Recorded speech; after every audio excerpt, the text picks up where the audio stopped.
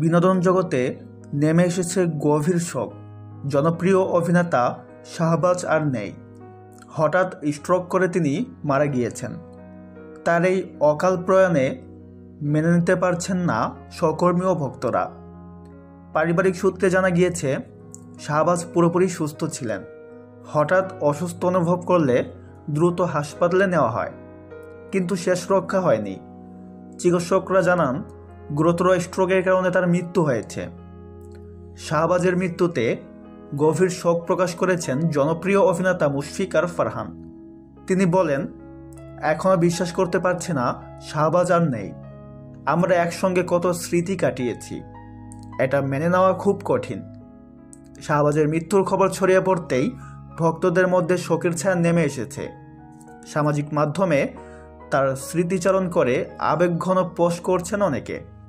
তো ভিউয়ার্স, সবাই শাহবাজের জন্য দোয়া করবেন। তো দেখা হচ্ছে পরে কোনো ভিডিওতে। সবাই ভালো থাকবেন। ধন্যবাদ।